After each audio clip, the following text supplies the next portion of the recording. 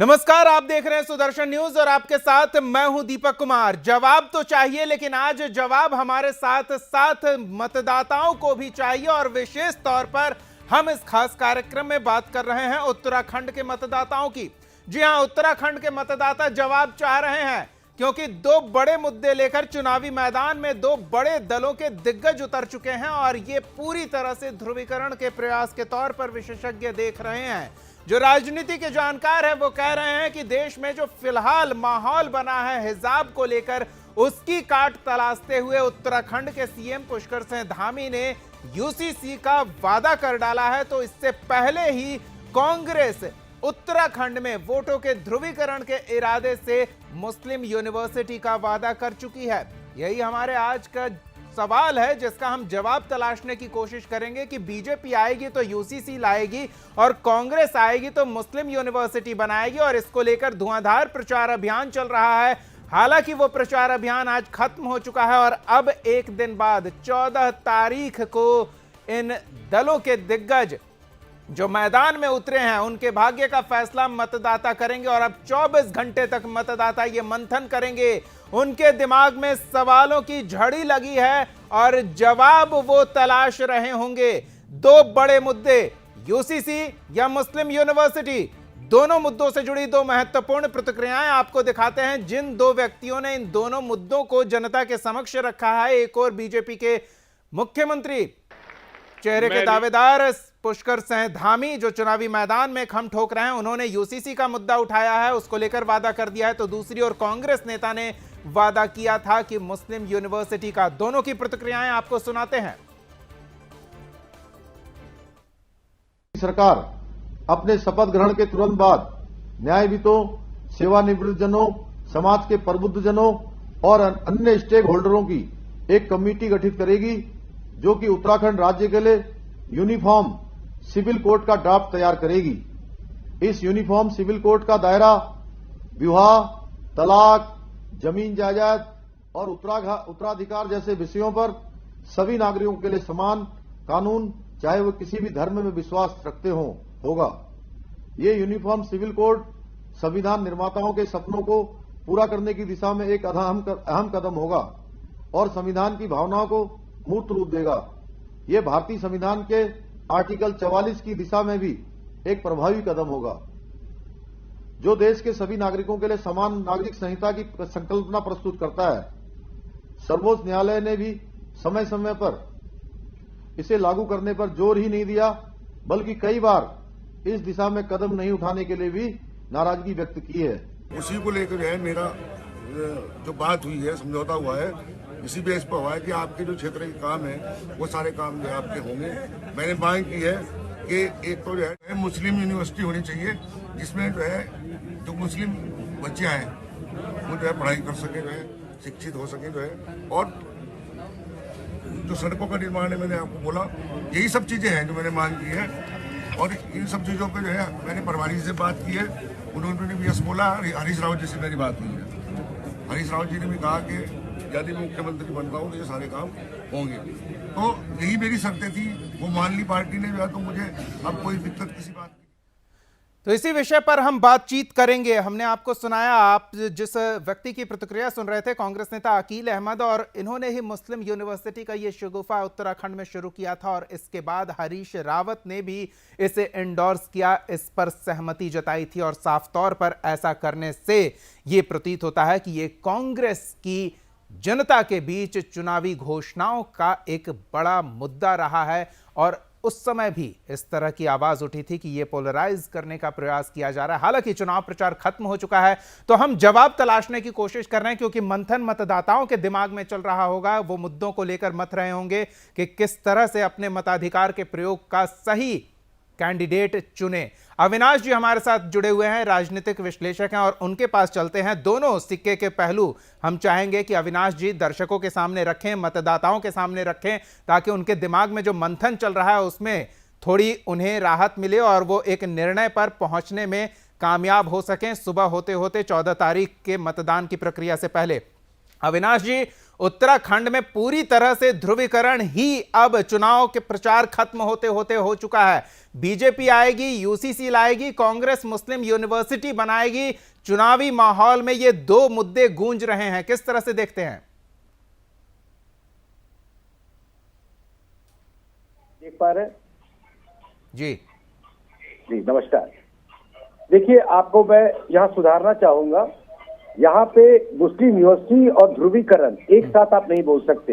UCC ध्रुवीकरण नहीं है जी, बिल्कुल। यूसीसी किसी भी देश की मांग हो सकती है, किसी भी देश का आधार हो सकता है, किसी भी देश का संविधान हो सकता है। इसलिए पहले तो आप अपने आप को सुधारिए और ये बोलिए कि यूसीसी ध्रुवीकरण की राजनीति नहीं है।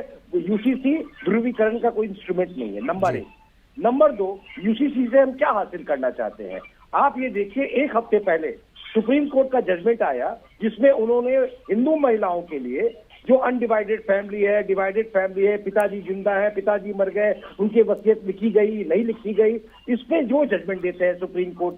पर सुप्रीम कोर्ट की ये हिम्मत नहीं है कि भारत सरकार को बोल सके कि ऐसे सारे मामले जो सिविल हैं उनके लिए आपको यूनिफॉर्म सिविल कोड बनाना ही होगा। जैसे उन्होंने ट्रिपल तलाक पे बोला, जैसे उन्होंने सबरीमला पे बोला, जैसे उन्होंने जल्लीकट्टू पे बोला, वैसे ही उनको यूसीसी के ऊपर ही बोलना चाहिए। चलिए, ये तो कोर्ट की बात हो गई। जहां तक कांग्रेस का सवाल है, आप ये देखिए कांग्रेस पार्टी है क्या और कैसे बनी। कांग्रेस अंग्रेजों की पार्टी रही और जब उसको महात्मा गांधी जब लीड करने लगे तब वो कांग्रेस पार्टी ध्रुवीकरण की पार्टी बन गई। महात्मा गांधी ने क्या, उनकी क्या सोच थी, उन्होंने क्या कृत्य किए, वो हम सबके बहुत बुजुर्ग है, फादर ऑफ द नेशन है। मैं उनके बारे में शायद कुछ ना बोलूं, पर नेहरू जी के बारे में तो कोई भी विश्लेषक बोल सकता है। आप देखिए कांग्रेस की क्या राजनीति रही है, तोड़ो और राज करो। आज जो ये मुस्लिम यूनिवर्सिटी की बात जो कर रहे हैं, क्या सच्चर कमेटी की रिपोर्ट इनके मानसिकता का रिफ्लेक्शन नहीं है? 70 साल कांग्रेस ने इस देश पर राज किया। क्या यूनिवर्सिटी बनाने की सोच उनकी आज बनी है? जब मोदी जी खुद कहते हैं कि कंप्यूटर और किताब ये किसी भी पंथ से ऊपर है, कंप्यूटर और किताब किसी भी जात से ऊपर है, कंप्यूटर और किताब ही न्यू इंडिया का आधार बनेगा। तो ये कोरी की कोरी कांग्रेस की गिरी हुई निम्न कोटि की राजनीति है। और जहां तक यूसीसी की बात कर रहे हैं सीएम साहब और भाजपा, ये तो उनके एजेंडा में, ये तो 1952-1954 जब से जनसंघ बनी है तब से उनके एजेंडा में ये कोई छुपी हुई राजनीति तो है नहीं। 370 बोला, वो हटाया। यूनिफॉर्म सिविल कोड वो बिल्कुल लाएंगे, सीएए बोला, उसको लागू किया। तो ये तो भाजपा के कोई एजेंडा में है और उनके कोई सिटिंग सीएम इसको अगर सामने से रखते हैं, ये कोई ध्रुवीकरण नहीं है, ये देश की मांग है। बिल्कुल अविनाश जी, हम भी ये जान रहे हैं कि इस तरह का कोई मुद्दा होगा तो जैसे 370 को लेकर हुआ है, सीएए को लेकर हुआ है, हंगामा खड़ा हुआ है, इस पर हम आगे भी बातचीत करेंगे कि यूसीसी की क्या संभावना है, लेकिन विधायी पर नहीं, हम इसके राजनीतिक पहलू पर थोड़ी बातचीत करेंगे। आप ब्रेक के बाद स्वागत है आपका। हम उत्तराखंड के चुनावी घमासान पर जो सवाल खड़े हुए हैं मतदाताओं के मन में, मतदाता जिन मुद्दों को लेकर मंथन कर रहे हैं मतदान से पहले एक निष्कर्ष पर पहुंचने को लेकर, उन मुद्दों में से दो महत्वपूर्ण और दो बड़े मुद्दे लेकर हम चर्चा के लिए आपके सामने आए हैं। बीजेपी आएगी, यूसीसी लाएगी और कांग्रेस मुस्लिम यूनिवर्सिटी बनवाएगी। ये दो बड़े मुद्दे जो हम लेकर इस कार्यक्रम में आए हैं। अविनाश जी हमारे साथ जुड़े हुए हैं और साथ ही हमारे सहयोगी कृष्णा जुड़े हुए हैं। कृष्णा लगातार धरातल पर लोगों की प्रतिक्रियाएं लेते आए हैं और कृष्णा, हमें याद है जब मुस्लिम यूनिवर्सिटी का मुद्दा कांग्रेस की ओर से और अकील अहमद ने जब ये शुरू किया था, इस मुद्दे को हवा देने की कोशिश की थी, उस मुद्दे को लेकर जनता के बीच आए थे तो काफी हंगामा खड़ा हुआ था और कई लोगों की तरह तरह की प्रतिक्रियाएं आई थी। अब हालांकि सीएम धामी ने यूसीसी का मुद्दा लेकर जनता के बीच पहुंचे हैं, लेकिन प्रचार का समय खत्म हो गया है तो प्रतिक्रियाएं मिलनी थोड़ी मुश्किल है। हम चाहेंगे कि जो भी संभव प्रतिक्रिया आप तक पहुंची है यूसीसी और मुस्लिम यूनिवर्सिटी को लेकर, वो हमारे दर्शकों के सामने रखें।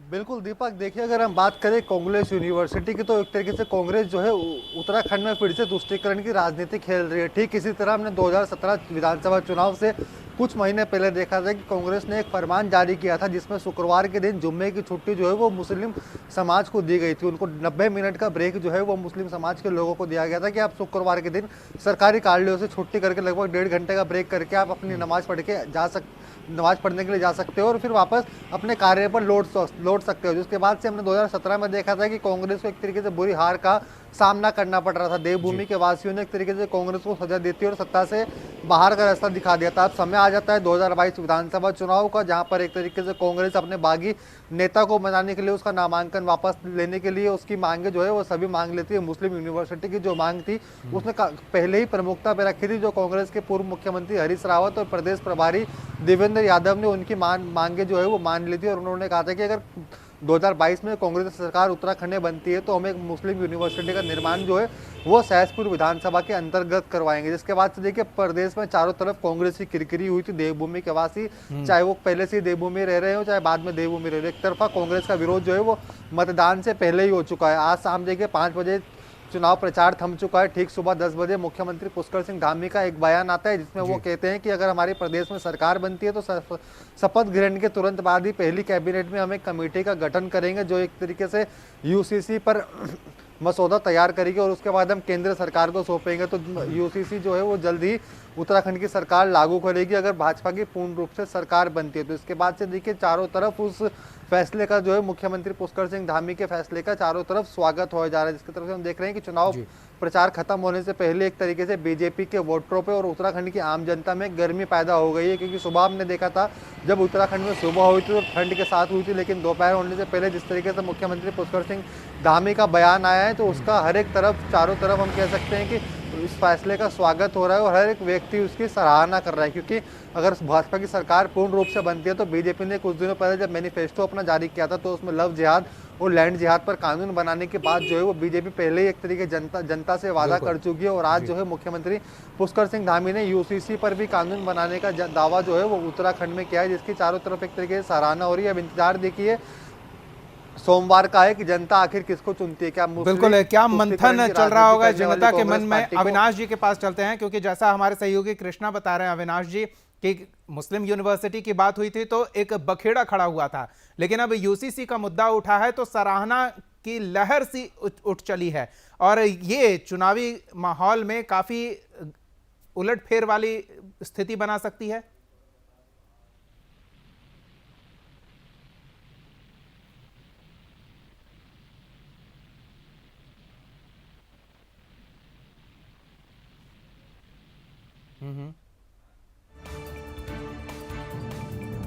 जी अविनाश जी आपकी आवाज आनी बंद हो गई। हम फिर आपके पास आते हैं, हम कनेक्शन फिर से जोड़ते हैं। कृष्णा के पास इस बीच चलते हैं। कृष्णा, अब समझना आपसे ये चाहेंगे कि क्या उत्तराखंड की देवभूमि की, जहां पहले से 4 धाम है, अब 5वां धाम स्थापित हुआ है, जहां हम अपने आराध्य की पूजा तो करते ही करते हैं, अब उनकी भी पूजा करेंगे जो हमारे लिए अपना सर्वस्व न्यौछावर कर चुके हैं। हमारे देश के सैन्य जवानों की भी अब पूजा इस स्थल पर होगी, इस राज्य में होगी। लेकिन क्या वहां ऐसी स्थिति बन गई है कि मुस्लिमों के लिए अलग से यूनिवर्सिटी खोलना पड़ जाए? क्या हालात वहां इतने बिगड़ गए हैं कि सरकार, सत्ताधारी दल को अपने घोषणा पत्र में लव जिहाद के विरुद्ध कानून बनाने, लैंड जिहाद के विरुद्ध कानून बनाने की घोषणा करनी पड़ जाए? इतने बुरे हालात हो गए हैं उत्तराखंड में। जी, मैं अब पिछली बार मेरा कोई कनेक्शन इश्यू था, अभी मैं कंप्लीट करना चाहूंगा कांग्रेस के इस अनाउंसमेंट से कि मैं अविनाश जी माफी चाहूंगा, कृष्णा हमारे सहयोगी एक महत्वपूर्ण जानकारी दे रहे थे, तो उसके बाद हम दोनों सवाल पर आपके साथ जुड़ेंगे। जी कृष्णा, हालात वहां उत्तराखंड के धरातल पर आबादी की ये स्थिति हो गई है कि इस तरह की बातें अब चुनावी मुद्दे बन रहे हैं। बिल्कुल दीपक, देखिए 9 नवंबर सन 2000 को उत्तराखंड की स्थापना हुई थी। उत्तर प्रदेश से अलग हटकर जो है एक देवभूमि पहाड़ का एक राज्य अलग आया था जिसका नाम उस समय उत्तरांचल रखा गया था। तब अगर हम बात करें देवभूमि की मुस्लिम आबादी की तो एक तरीके से ना के बराबर थी। जनगणना के अनुसार सिर्फ 4% ही मुस्लिम आबादी थी, जो अब 2022 के आते आते जो है वो लगभग हम कह सकते हैं 30% से अधिक हो चुकी है। क्योंकि जैसे ही आप उत्तराखंड में शुरुआत करेंगे देवभूमि में, आपका जहाँ पे स्वागत होता है तो आपका एक मंगलोर विधानसभा लगती है जो एक तरीके से पूरी मुस्लिम बहुल्य आती है। हालांकि वहाँ मुस्लिम आबादी इतनी बढ़ चुकी है कि वहाँ के प्रतिनिधि जो विधायक है वो कांग्रेस के मुस्लिम विधायक वहाँ पे विराजमान है काफी लंबे समय से। दूसरी सीट आ जाती है आपका मंगलोर से आगे आप बढ़ते हैं तो कलियर विधानसभा, ये दोनों सीटें जो है उत्तराखंड में मुस्लिम बहुल्य आ जाती है, जो उत्तराखंड में एक तरीके से मुस्लिम विधायक यहाँ पे प्रतिनिधित्व कर रहे हैं। इसके अलावा हम देखें तो उत्तराखंड की रामनगर सीट पे भी काफ़ी मुस्लिम जनसंख्या है जो बड़े जसपुर में भी देखी गई है। कुमाऊं की अगर हम बात करते हैं तो रामनगर और जसपुर में जो है खासा मुस्लिम आबादी में बदलाव देखा गया और बढ़ती हुई इनकी आबादी दिखाई होगी। देहरादून के सहसपुर विधानसभा में भी लगातार मुस्लिम आबादी बढ़ रही है, जिस कारण अब मुस्लिम यूनिवर्सिटी की भी अब मुस्लिमों को जरूरत पड़ रही है, क्योंकि एक तरीके से मुस्लिम नेता जो है कांग्रेस के उपाध्यक्ष आकिल अहमद, उनका कहना है कि जो भी संस्थान यहाँ पर है वो उर्दू की पढ़ाई नहीं पढ़ा रही है। हालांकि अगर आप भी इस टाइम पर गूगल करेंगे तो आपको भी 20 से ज्यादा यूनिवर्सिटी ऐसी दिख जाएगी जो उर्दू में भी हर एक शिक्षा जो है मदरसों की भी कोई कमी नहीं होगी। ये अलग से यूनिवर्सिटी बनाने बनाने का मतलब है तुष्टीकरण की राजनीति को हवा देना। चलिए अविनाश जी के पास चलते हैं। अविनाश जी, वहां धरातल पर क्या डेमोग्राफिक स्थिति है? ये सुदर्शन न्यूज लगातार रहस्योद्घाटन करता रहा है, भले ही चाहे कोई भी पार्टी सत्ता में रही हो खुलकर उसे स्वीकार नहीं करती है, लेकिन धरातल की हकीकत सुदर्शन न्यूज सामने लाता रहा है।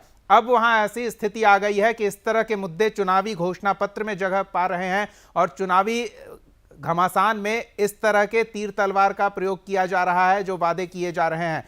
क्या स्थिति देख रहे हैं आप उत्तराखंड की? जी, आपके पहले सवाल पे ही पहले आऊंगा और ये भी सवाल उससे जुड़ा हुआ है आपका। देखिए, कांग्रेस के इस अनाउंसमेंट से कि वो मुस्लिम यूनिवर्सिटी खोलना चाहती है, सबसे ज्यादा दुखी तो मुसलमान हुए होंगे, क्योंकि ये तो यूनिवर्सिटी में जाना भी नहीं चाहते। ये तो पाकिस्तान जाके या तो टेररिस्ट बनना चाहते हैं या मदरसों में पढ़ करके मुल्ला बनना चाहते हैं। आप क्यों इनको यूनिवर्सिटी भेज रहे हैं? मोदी जी ने जब कहा कि भाई एक हाथ में कुरान और एक हाथ में कंप्यूटर ले लो, तो इनको ये बात समझ में नहीं आई। ये देखिए, हिजाब पे ये बात करते हैं। इस्लामोफोबिया जो है वो नहीं है जो हिंदू फैलाता है। इस्लामोफोबिया वो है जो कांग्रेस पार्टी जैसी पार्टी और इस्लाम को मानने वाले जो कट्टरपंथी है वो डराते हैं लोगों को। बताइए, हिजाब हट जाने से क्या इस्लाम खतरे में आ जाएगा? क्या यूसीसी आने से इस्लाम खतरे में आ जाएगा? क्या सीए आने से इस्लाम खतरे में आ जाएगा? क्या एनआरसी आने से इस्लाम खतरे में आ जाएगा? ये बराबर इस्लामोफोबिया के नाम पे एक वोट बैंक की राजनीति करती है कांग्रेस, और आजकल ओवैसी जैसे नेता भी हैं। आप देखिए, हर दफा वो बोलते हैं बात मुद्दे की होनी चाहिए, एम्प्लॉयमेंट की होनी चाहिए, महंगाई की होनी चाहिए, और उनकी किसी भी रैली को आप उठा के देखिए, वो सिर्फ और सिर्फ मुसलमान मुसलमान मुसलमान काफिर। अविनाश जी, हम चाहेंगे, वक्त की बाध्यता है, दूसरे सवाल का जवाब भी संक्षिप्त एकदम थोड़े से समय में आप पूरा कर दें। आप देखिए, अनंत काल से जहां भी हमारा ज्योतिर्लिंग और कोई बड़ा सा मंदिर है, चाहे वो मथुरा हो, चाहे वो काशी हो, चाहे वो रामेश्वरम हो, चाहे वो श्री राम जन्म भूमि रहा हो, वहां कोई ना कोई मुसलमान की आबादी ने उसको घेरा है और उसको कब्जा करने की कोशिश की गई है। देवभूमि भी आज उसी तरह का खुला मैदान है जहां पे मुसलमान आकर के डेमोग्राफिक चेंज करके। बिल्कुल, और इस समस्या को सुदर्शन न्यूज लगातार उठाता रहा है धरातल पर। अब जनता को यह समझना है, ये मंथन करना है कि कौन उसके लिए सही निर्णय ले सकता है। क्या सिर्फ वो रेवड़ियों के भरोसे अपनी जिंदगी का गुजर बसर करेगा, या अपने भविष्य के खतरे पर भी उसकी नजर होगी और वो इस विषय पर भी मंथन करेगा? ये देखना दिलचस्प होगा। 14 तारीख को मतदान है और मतदान से जुड़ी हर खबर सुदर्शन न्यूज पर आप तक पहुंचती रहेगी। बहुत बहुत धन्यवाद अविनाश जी। कृष्णा, आपका भी बहुत बहुत धन्यवाद। तो जवाब तो चाहिए में आज के लिए फिलहाल इतना ही। आप देखते रहिए सुदर्शन न्यूज। जय हिंद।